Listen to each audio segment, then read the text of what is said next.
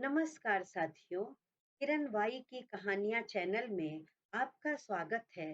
कहानी को समझने के लिए पूरा वीडियो अवश्य देखें। अगली सुबह संकल्प की नींद खुली तो अंशुला उसकी बाहों पर सिर रखे पुरसुकून नींद में सो रही थी। उसके चेहरे पर बेशुमार भोलापन और होठों पर प्यारी सी मुस्कान थी, लेकिन पलकों के कोरों पर तो बूंद मोती ठहर कर सूख गए थे। संकल्प ने हौले से उसके माथे को चूम कर मन में कहा, आपसे दूर रहकर मुझे भी कहाँ सुकून मिल सकता है जान। आपकी ये बरसती आंखें मेरा चैन लूट लेती हैं और आपकी धड़कनों में ही तो मेरी सांसें बसती हैं। आपके बिना तो मैं भी अधूरा हूँ, लेकिन आपके और अपने भविष्य के लिए मुझे आपको छोड़कर जाना ही होगा। और वो आहिस्ता से उठकर बाहर चला गया। थोड़ी देर बाद अंशुला ने अलसाते हुए आंखें खोली तो संकल्प को रूम में ना पाकर उसके चेहरे पर उदासी आ गई। आज भी आप मुझे जगाए बिना बाहर चले गए देव। आपका खुद की चाहत से पहले मेरे सुकून का ध्यान रखना कभी कभी मुझे तकलीफ दे जाता है। आंख खोलने के बाद हम सबसे पहले आपको ही देखना चाहते थे। हमारी नींद हमें आपसे ज्यादा प्यारी नहीं है देव। अंशुला मायूसी से टेरेस पर जाकर खड़ी हो गई। बाहर मौसम बहुत ही सुहाना था। तेज बूंदाबांदी शुरू हो गई थी, लेकिन अंशुला तो अपनी ही धुन में गुम, आंखें बंद किए बारिश की बूंदों को अपने चेहरे पर महसूस कर रही थी। शायद अपने साहेब की जुदाई से बेचैन उसके दिल को कुछ राहत मिल जाए। तब तक पीछे से आकर संकल्प ने उसकी कलाई थाम ली। मैं कब से आपको परेशान होकर ढूंढ रहा हूँ और आप यहाँ खड़ी बारिश के मजे ले रही हैं। अंदर रूम में चलिए, भीग जाएंगी तो आपकी तबीयत खराब हो जाएगी। बारिश की रिमझिम में अपने साहब की नजदीकी अंशुला को रोमांचित कर रही थी। अंशुला के चेहरे पर एक शरारत भरी मुस्कान आ गई। संकल्प ने कहा, क्या पागलपन है प्रिंसेस, आप बीमार हो जाना चाहती हैं। अंशुला बारिश की बूंदों में खोई बोली, नहीं, हमें बस बारिश में भीगना है। बिल्कुल नहीं, आप मेरे साथ रूम में चल रही हैं अभी, संकल्प ने कहा। और हम कह रहे हैं कि हमें भीगना है, मिस्टर लॉर्ड गवर्नर। अच्छा तो आप ऐसे नहीं मानेंगी। संकल्प ने अंशुला को धीरे से गोद में उठा लिया। अंशुला ने चौंक कर उसकी ओर देखा। उसकी आंखों में कुछ तो ऐसा था जो अंशुला के दिल की धड़कन को बढ़ा रहा था। अपने साहिब के गले के इर्द गिर्द बाहों का घेरा डालकर उसने खुद को उनकी पनाह में सौंप दिया। संकल्प बड़े प्यार से अपनी एंजल को रूम में खड़ा करके बोला, आप कपड़े चेंज कर लीजिए, मैं आपको टॉवेल देता हूँ। संकल्प जाने के लिए आगे बढ़ा, लेकिन बढ़ नहीं पाया। अंशुला ने उसकी हथेली को अपनी कोमल हथेलियों में कस लिया था। कहाँ से लाते हैं आप हमारे लिए इतना सारा प्यार और उससे भी ज्यादा सब्र? हमें भी बता दीजिए देव, हमारे लिए भी खुद को संभाल पाना आसान हो जाएगा। अंशुला सामने खड़ी उसकी आंखों में झांक रही थी। संकल्प उसके गाल पर प्यार से थपथपाते हुए बोला, जब आपको आपकी कोई चीज जान से प्यारी होती है तो खुद से भी ज्यादा उसकी केयर करना और उसको संभाल कर रखना अपने आप आ जाता है। इसके लिए कुछ सीखने की जरूरत नहीं पड़ती।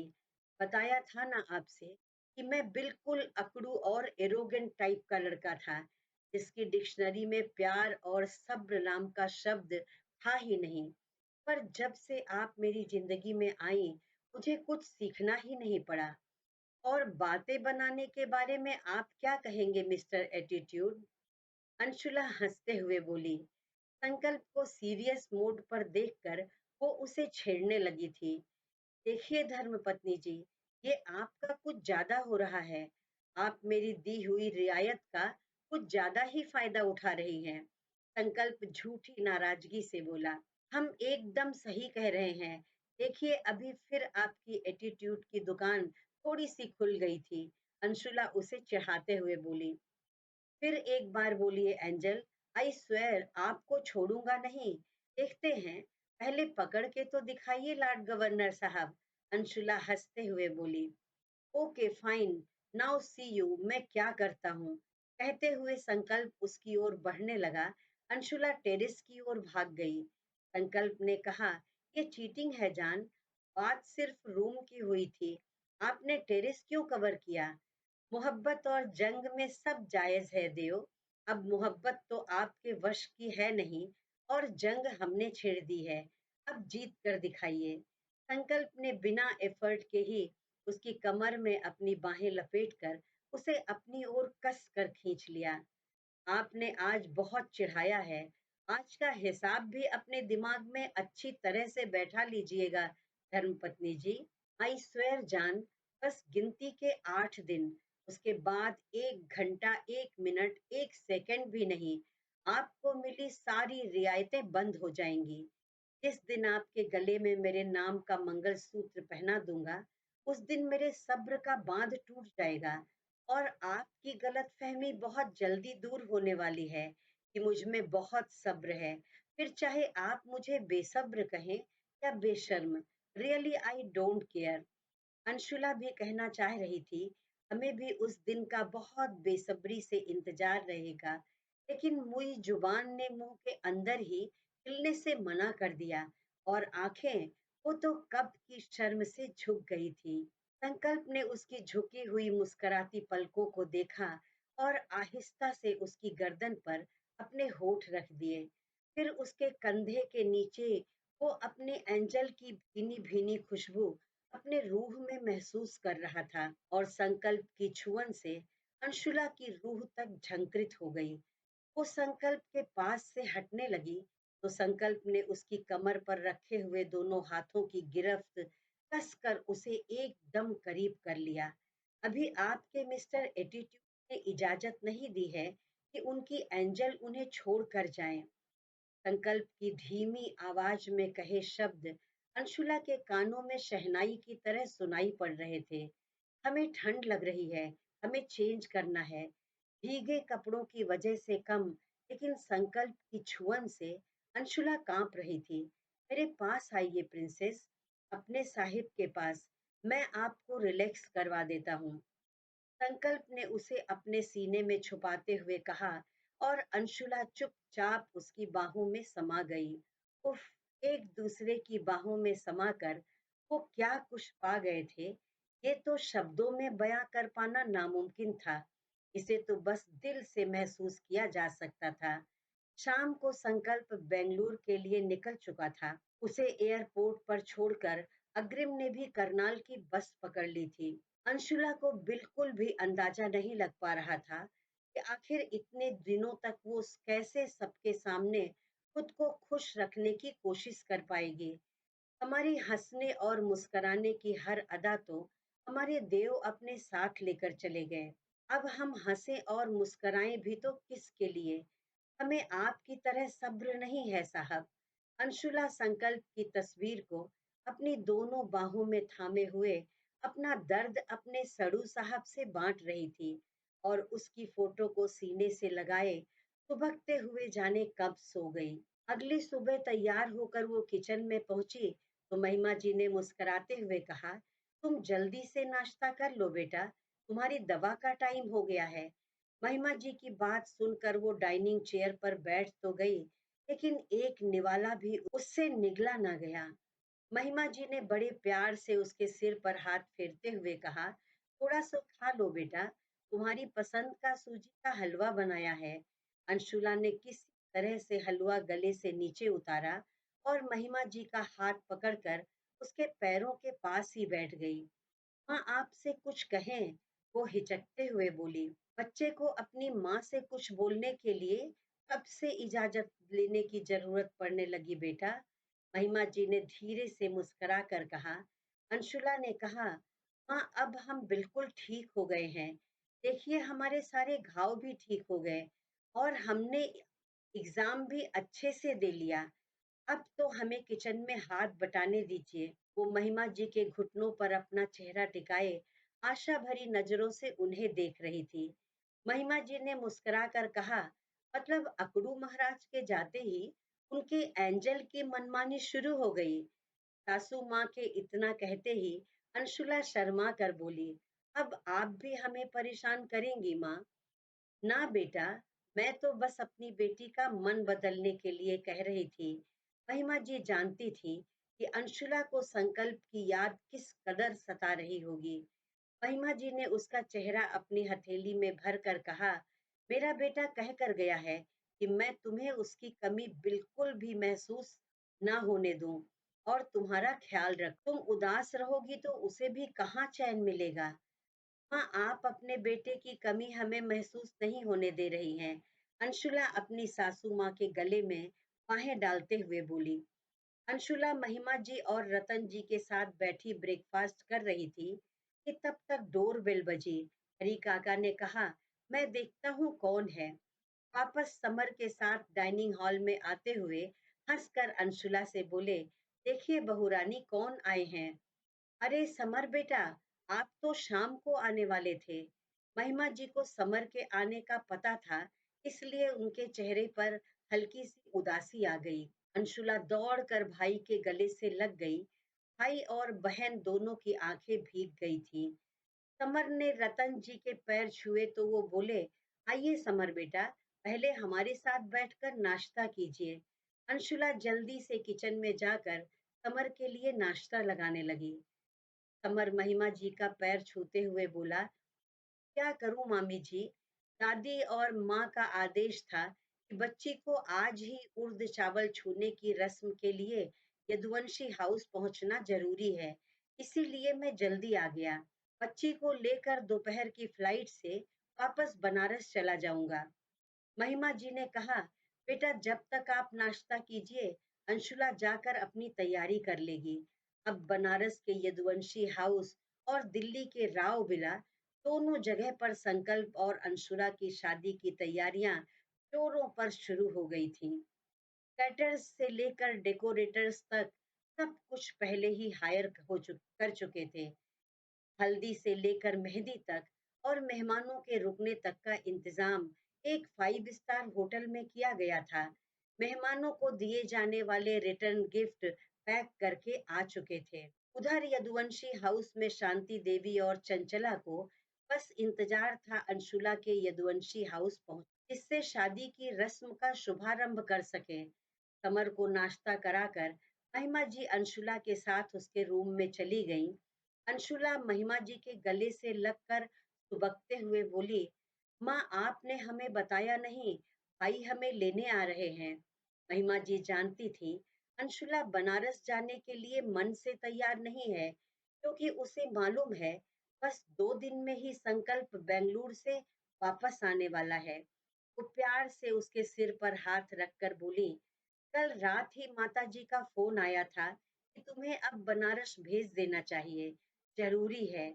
आपकी दादी, छोटे पापा और आपके भाई का मन है कि वो अपने घर के आंगन में तुम्हारी शादी से जुड़ी हर रस्म निभाएं और अपने घर से तुम्हें विदा करें। कुछ दिन रह लो उनकी बेटी बनकर, उसके बाद तो तुम्हें यहीं आना है बेटा। सास बहू दोनों नम आंखों से गले लग गई थी। महिमा जी उसे तैयार होने को कहकर लंच तैयार करवाने चली गईं, तब तक संकल्प की वीडियो कॉल आ गई। उसे देखते ही अंशुला की आंखों से 2 बूंद आंसू लुढ़क आए। आपसे कितनी बार कहा जान, मुझे आपके आंसू अच्छे नहीं लगते। अब तो भावनाओं का गुबार ऐसा था कि अंशुला कुछ कह नहीं पा रही थी। संकल्प ने कहा, बस कुछ ही दिनों की तो बात है प्रिंसेस, ये दिन शॉपिंग और घर वालों के साथ मस्ती में कब निकल जाएंगे आपको पता ही नहीं चलेगा। फिर आपका ही तो सपना था ना कि आप अपनी शादी से जुड़ी हर छोटी बड़ी रस्म को एंजॉय करना चाहती थी। तो फिर अब जब मौका आया है तो उदासी क्यों? अंशुला रोते हुए बोली, आपके बिना हम कैसे कभी खुश महसूस कर सकते हैं साहिब। हमारी हर खुशी तो आपसे शुरू होकर आप पर ही खत्म हो जाती है। मैं कहाँ आपसे दूर हूँ धर्मपत्नी जी, आप जरा आंखें बंद करके अपने दिल में झांकिए, मैं तो वहीं अड्डा जमाए बैठा हूँ। अंशुला ने आंखें बंद की तो उसकी पलकों में कैद संकल्प का हंसता मुस्कुराता चेहरा उसे नजर आया। मैं जल्दी आऊंगा आपके पास, आपको हमेशा हमेशा के लिए अपना बनाने। संकल्प की भीनी भीनी खुशबू से भीगी हुई यादों का पिटारा लेकर अंशुला समर के साथ बनारस के लिए निकल गई और पीछे छोड़ गई महिमा जी, रतन जी, रिद्धिमा और ताई जी की आंखों में आंसू, जिसमें उसके जल्दी ही वापस आने की खुशी भी शामिल थी। बनारस पहुंचकर अंशुला का अकेलापन कुछ हद तक कम हो गया था। आखिर वहां पर उसकी जान से ज्यादा प्यारे उसके समर भाई की बाहें और दादी माँ की गोद थी, जिसमें समा कर वो बचपन से अपना हर दर्द भूलती आई थी। और उसकी दोस्त आयरा भाभी उसे उदास होने ही नहीं देती थी। 2 दिन बाद दिशा, रिद्धिमा की बड़ी बहन और बुआ जी सब राव बिला पहुंच गए थे। राव बिला का बड़ा सा गेट खोलने की आवाज आई तो दिशा भाग कर बाहर पहुंची और जोर से चिल्लाई, माँ, ताई जी, देखो भाई आ गया। संकल्प की तो नजरें अपने रूम की तरफ जाने वाले गलियारे पर जमी हुई थी, ये जानते हुए भी कि अंशुला वहां नहीं है, पर उसका दिल कह रहा था कि अभी हाथों में खन खन करती चूड़ियां और पैरों में छम छम करती पायल की आवाज के साथ अंशुला आती दिखाई पड़ेगी। ताई जी उसके मन की बात समझ गईं। संकल्प की ओर देखकर बोली, थोड़ा लेट हो गया छोरे, ये सही टाइम पर आ जाता तो फिर विदाई करने का घणो चोखो मौका मिल जाता। महिमा जी अपना मुंह दबाकर हंसते हुए बोली, दीदी आप भी छोटे को अंशुला के नाम से चिढ़ा रही हैं। संकल्प एक भौं चढ़ाकर चुपचाप ताई जी को ताड़ रहा था। ताई जी हंसकर बोली, हमारा मतलब तो ये था, जो छोटे परसों आ जाता, अपने साले को इसे विदा करने का मौका मिल जाता। सब लोग जोर से हंस पड़े और महिमा जी अपने अकड़ू बेटे के सिर पर हाथ फेरते हुए बोली, मेरे बेटे को थोड़ी सांस तो लेने दो, तुम सब उसकी लेग पुलिंग करना शुरू हो गए। संकल्प के चेहरे पर हल्की सी मुस्कान आ गई थी। उसने कहा, मॉम, मैं थोड़ी देर रेस्ट करना चाहता हूँ, और अपने कमरे में चला गया। ताई जी हंसते हुए बोली, ये तो गजब हो गया, हमारी बात पे छोरा बिना भड़के अपने कमरे में चला गया। इसका मतलब मेरा छोरा बिन्नी को घने तरीके से मिस कर रहा है। संकल्प ने एक नजर में पूरे कमरे को नाप लिया था, पर वो कहीं नहीं थी। इसे एक नजर देखने की चाह में वो भागा चला आया था। जितनी सांसों की मोहलत वो अपनी जान से लेकर गया था, वो सब तो खर्च हो गई थी। एक अजीब सी बेचैनी उसे होने लगी। अब उसकी सांसों को चलाने के लिए उसकी जान की धड़कनों का सहारा चाहिए था। संकल्प ने झट से अंशुला को वीडियो कॉल लगा दिया। कुछ पल दोनों खामोशी से एक दूसरे की बेतहाशा धड़कती धड़कनों को सुन रहे थे। बहुत गलत बात है आपकी जान, मेरे आने से पहले मुझे छोड़कर चली गई। आपके बिना मैं कैसे काटूंगा ये दिन? ये हाल तो हमारा भी हो रहा है देव, अंशुला कांपती आवाज में बोली। संकल्प ने बड़ी बेचैनी से कहा, मुझे आपसे मिलना है अंशुला, चाहे जैसे भी। आई रियली डोंट केयर, पर मुझे आपको देखना है और आपको अपनी बाहों में महसूस करना है। आपके एहसास को अपनी रूह में उतारना है। संकल्प की आवाज की अधीरता अंशुला की बेचैनी और बढ़ा रही थी। दरवाजे के पास खड़ी दिशा सब सुन रही थी। ऐसे तो मेरा भाई अपनी एंजल की याद में जोगी हो जाएगा। कुछ कर दिशा, तुझे ही कोई तिकड़म लगानी होगी। अगली सुबह बनारस के यदुवंशी हाउस में चंचला जी ने समर से कहा, तुम लोगों को शॉपिंग के लिए जल्दी निकलना था। अब इतनी दोपहर कर ली है तो हमारी फूल सी कोमल बिट्टी इतनी धूप में कुम्हला जाएगी। समर हंसते हुए बोला, माँ, हमको कुछ कहने से पहले अपनी फूल सी लाडली को जाकर देखो। 10 बज गए हैं, लेकिन उठने का नाम नहीं ले रही हैं। अब मैं अकेले ही सुबह से बनारस की मार्केट की खाक छान कर क्या करता भला?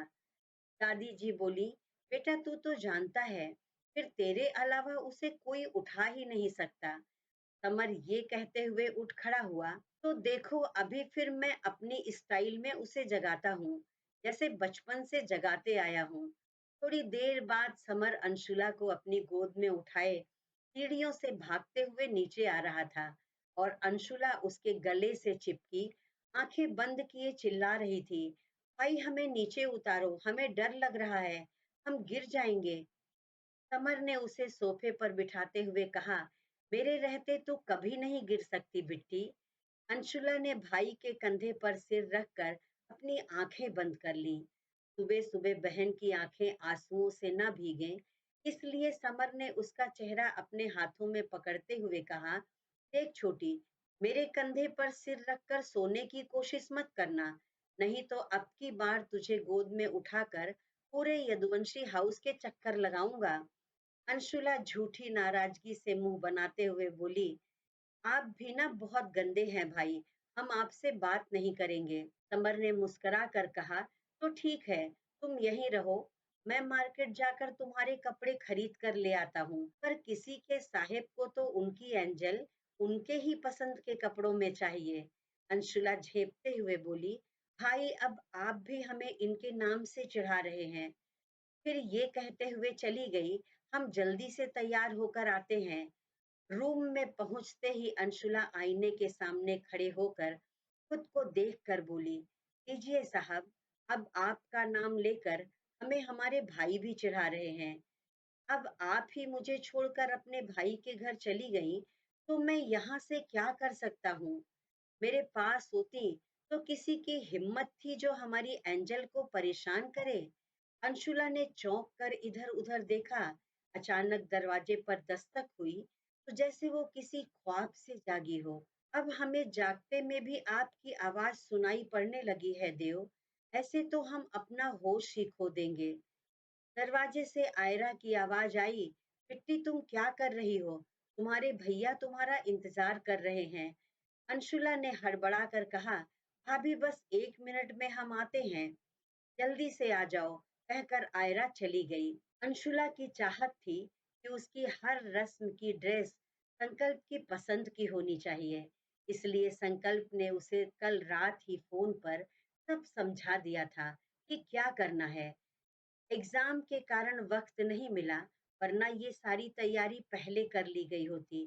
खैर, जहां मिस्टर एटीट्यूड है, वहां सब कुछ संभव है। जिस ब्रांड की ड्रेस खरीदनी थी, समर अंशुला को लेकर बनारस में उसी ब्रांड की शॉप पर गया। संकल्प ने दिल्ली में ड्रेस पसंद की, जिसका कोड बनारस की शॉप में भेज दिया गया। इस तरह आज संकल्प और अंशुला का पूरा दिन शॉपिंग में ही निकल गया। उधर दिशा ने अपने आइडिया की अर्जी ताई की अदालत में लगा दी थी। अब 2 दिन बाद संकल्प और अंशुला की शादी की रस्मों का श्री गणेश होने जा रहा था। सभी लोग एक बार फिर लॉन में इकट्ठा हो चुके थे, शादी से रिलेटेड बहुत जरूरी चर्चा करने के लिए, क्योंकि ताई जी ने सबको अर्जेंट कॉल करके बुला लिया था। ताई जी ने रत्न सिंह के पाले में बॉल फेंकते हुए कहा, रतन तू ही बता, हमारे हिसाब से कैसा रहेगा ये सब। रतन जी मुस्कुराते हुए बोले, मुझे तो बहुत खुशी होगी जब छोटे और अंशु बिटिया की सब रस्में एक साथ होंगी, फिर तो शादी का और मजा आ जाएगा। हमें भी एक बार फिर से बाबा विश्वनाथ का दर्शन करने को मिल जाएगा, वरना शादी की जल्दीबाजी में तो समय ही नहीं निकाल पाते। महिमा जी ने कहा, जब छोटे के पापा को कोई दिक्कत नहीं है, तो फिर बनारस बात कर ली जाए, वो लोग क्या चाहते हैं। दरअसल ये आइडिया दिशा का ही था, उसने अपने भाई की उदासी देखकर उसकी राहत के लिए उपाय निकाला था, जिसमें वो अपनी एंजल से शादी के 3 दिन पहले ही मिल सके। संकल्प को कॉल करके बैठक में बुलाया गया, तो अपने कमरे में वो अग्रिम के साथ बैठा, साहिल, नमिता, सुगंधा, अश्वनी के साथ वीडियो कॉन्फ्रेंस पर बिजी था। संकल्प और उसके सारे दोस्त रोमांच से भरे जा रहे थे। अग्रिम ने खिड़की से झांक कर देखा, तो घर वालों की बैठक उसे साफ दिखाई दे रही थी। संकल्प भी आकर देखने लगा। उसकी समझ में कुछ नहीं आ रहा था कि ये क्या हो रहा है। अग्रिम ने कहा, ताई जी की अध्यक्षता में घर वाले मिलकर क्या कांड करने की सोच रहे हैं। उसने संकल्प पर एक नजर डालकर कहा, मतलब जरूर कुछ कांड की साजिश हो रही है। संकल्प की नजर ताई जी पर जाकर टिक गई। अग्रिम अपनी मुस्कान छिपाते हुए बोला, छोटे कहीं ऐसा तो नहीं ये लोग मिलकर तेरी शादी की डेट आगे बढ़ा रहे हैं? संकल्प एकदम से हाइपर होने लगा। नहीं यार, ऐसा कुछ नहीं है। ऐसे कैसे ये लोग मेरी शादी की डेट आगे बढ़ा सकते हैं? कोई तमाशा है क्या? हाँ, वही तो। अग्रिम अपनी मुस्कान छिपाते हुए झूठी मायूसी से बोला। अगर ये डेट बढ़ी तो फिर अब अंशुला को कितने दिन तुझसे अलग रहना पड़ेगा? अग्रिम चेहरे पर हैरानी लाते हुए संकल्प की ओर देखने लगा। ये लोग शादी की डेट आगे कैसे बढ़ा सकते हैं? जाकर देखता हूँ, इसलिए फोन करके मुझे बुलाया है। संकल्प हड़बड़ी में जाने लगा तो उसकी नजर अग्रिम पर पड़ी, जो उसकी इस हालत के मजे ले रहा था। अब वो जोर जोर से हंसने लगा। संकल्प की समझ में आ गया, ज्योतिषी बाबा के शैतान दिमाग की खुरापात है। वो गुस्से से उसकी ओर लपका।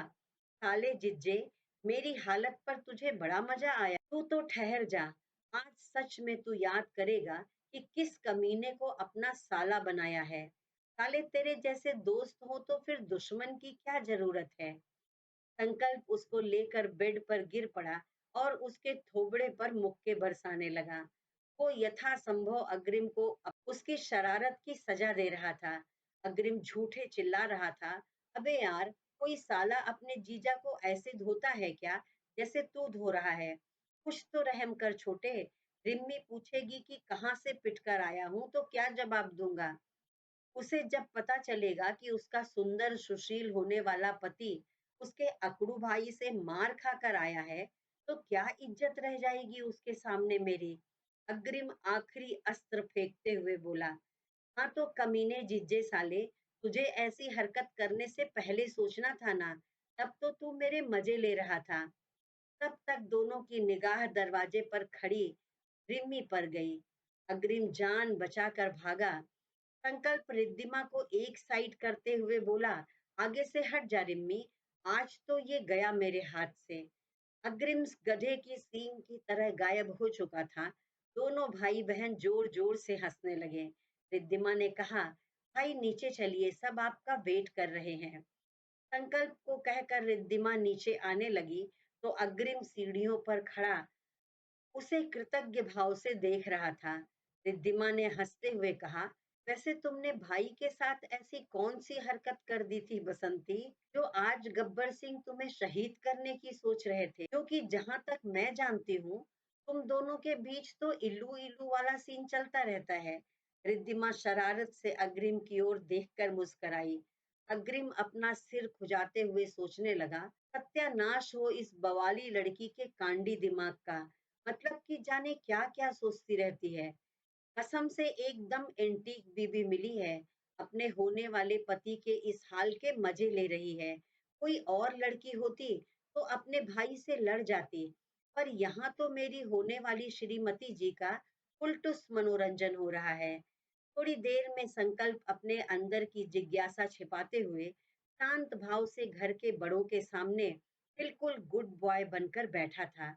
रतन जी ने कहा, छोटे, हम सोच रहे थे क्यों ना तुम्हारी शादी के सारे रिचुअल्स हम लोग बनारस जाकर एक साथ करें। इसमें सोचना क्या है, संकल्प और बनारस जाने से मना कर दे। हाँ, कुछ महीने पहले ये पूछते तो वो जरूर ना कह देता।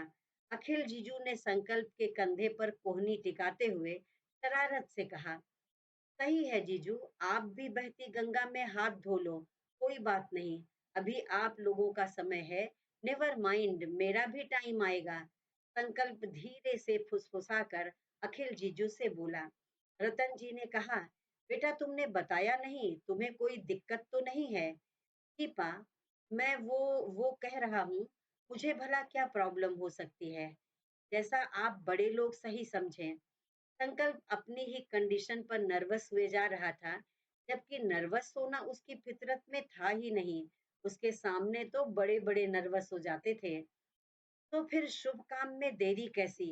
रतन सिंह जी ने सीधे अपने जिगरी यार कमल किशोर जी को फोन लगा दिया। संकल्प ने आयरा को फोन पर कहा, जब तक हो सके तुम ये बात अंशुला को मत पता चलने देना कि हम कल ही आ रहे हैं। प्लीज घर में भी सबको रिक्वेस्ट कर लेना। अगले दिन सुबह तड़के ही राव बिला में जाने की तैयारियों की आवाज गूंजने लगी थी। उधर बनारस के यदुवंशी हाउस में घर में तो शांति थी, हर काम व्यवस्थित तरीके से हो रहा था। घर के बाहर गार्डन में कल सुबह होने वाली हल्दी की रस्म के लिए कल से ही सजावट का काम शुरू हो गया था। समर आज सुबह जल्दी जल्दी ब्रेकफास्ट करके इस होटल में दिल्ली वालों का टंडीला ठहरना था, वहां की सभी व्यवस्थाओं को चाक चौबंद करने के लिए कमल किशोर जी और अपने कारिंदों के साथ कमान संभाले हुए था। अंशुला ने कई बार संकल्प को मिस यू का मैसेज भेजा। फिलहाल संकल्प ने उससे बात ना करने का फैसला कर लिया था और अंशुला की मनोदशा से अनजान एक मैसेज जरूर छोड़ दिया। अभी बहुत बिजी हूँ, फ्री होते ही बात करूंगा। लव यू जान। संकल्प का भेजा हुआ लव यू अंशुला का खून जला रहा था, लेकिन वो कर भी क्या सकती थी। गुस्से में स्विच ऑफ करके फोन एक किनारे पटक दिया। समर की व्यस्तता और खुशी का तो कोई पारावार नहीं था। अरे भाई, ये फूलों की लड़ियां यहाँ दरवाजों के दोनों तरफ लगा दीजिए और ये खुले हुए फूल मेन एंट्री गेट से लेकर हॉल तक बिछवा दीजिए। जब तक हमारी बिट्टी विदा होकर अपनी ससुराल नहीं चली जाती, कोई भी फूल मुरझाने नहीं चाहिए और ना साज सज्जा में कोई कमी आनी चाहिए। मुझे सब कुछ A1 चाहिए। समर फ्लोरिस्ट को कायदे से समझा रहा था। ठीक है भैया, हम सब समझ गए। आपकी बहन की शादी में हम कोई कोर कसर नहीं छोड़ेंगे। कमल किशोर जी खुद एयरपोर्ट पर बारात रिसीव करने गए थे। समर को फोन पर कहा, बेटा बिट्टी की ससुराल वाले बस 1 घंटे में पहुंच जाएंगे। ध्यान रखना, उनके स्वागत सत्कार में कोई कमी नहीं होनी चाहिए। समर अपनी आंखों की नमी छुपाते हुए बोला, आप बेफिक्र रहिए पापा, मैं उनके स्वागत के लिए खुद को भी उनके सामने बिछा दूंगा। शादी ब्याह के पचासों काम होते हैं, समय का पता ही नहीं चलता। पलक झपकते 1 घंटा बीत गया। यदुवंशी हाउस की सारी गाड़ियां और कुछ बाहर की गाड़ियां भी एयरपोर्ट से बारातियों को लेकर होटल के विशाल गार्डन के सामने बने बड़े से पोर्च में जाकर खड़ी हो गईं।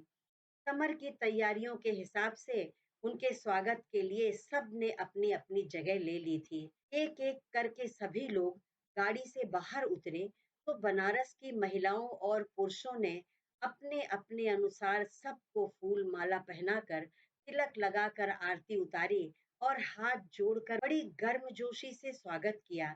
उधर यदुवंशी हाउस में अंशुला बहुत ज्यादा परेशान हो रही थी। भाई और छोटे पापा कहाँ इतना बिजी हो गए हैं कि पूरा दिन निकल गया, वो लोग एक बार भी घर नहीं आए। उसने समर को फोन पर वार्निंग दे दी थी। लंच तो हमने दादी के हाथ से खा लिया, लेकिन डिनर हम आपके हाथों से खाएंगे।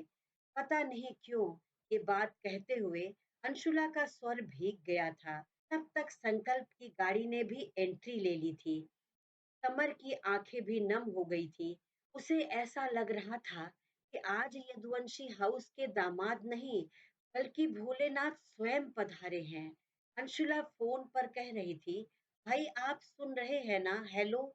समर किसी तरह से बोला, हाँ बिट्टी सुन रहा हूँ, और आज रात का खाना मैं तुझे अपने हाथों से खिलाऊंगा, तेरे कमरे में बैठकर, जैसे हम बचपन में खाते थे। अभी थोड़ा बिजी हूँ बच्चा, जल्दी ही तुमसे आकर मिलता हूँ।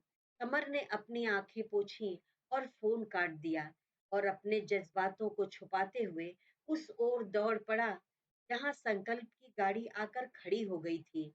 समर ने पिछली सीट का दरवाजा खोला और संकल्प ने जैसे ही अपना पैर बाहर निकाला, समर ने झुककर उस अपनी दाहिनी हथेली उसके पैर के नीचे कर दी।